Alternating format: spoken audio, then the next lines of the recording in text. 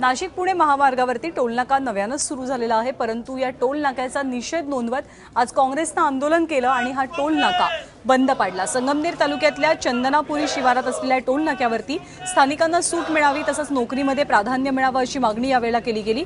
युवक काँग्रेसच्या कार्यकर्त्यांनी टोल वसुली बंद ठेवत टोलनाक्यावर ठिय्या आंदोलन केलं। ठेकेदार कंपनीच्या अधिकाऱ्यांनी स्थानिकांना सवलत देण्याचं मान्य केल्यावरती हे आंदोलन मागे घेण्यात आलं। नाशिक पुणे राष्ट्रीय महामार्गावरील हिवरगाव पावसा जो टोल नाका आहे, या ठिकाणी या टोल नाक्यावर स्थानिक ज्या गाड्या आहेत त्यांना टोल माफी मिळावी, स्थानिक मुलांना स्थानिक नोकऱ्यांमध्ये येथील नोकऱ्यांमध्ये प्राधान्य मिळावं आणि राहिलेले कामं पूर्ण करावं अशा 3 मागण्या घेऊन आम्ही आंदोलन केलं होतं। स्थानिक म्हणजे संगमनेर तालुक्यातल्या सगळ्या गाड्यांना त्यांनी या ठिकाणी टोल माफी जाहीर केलेली आहे।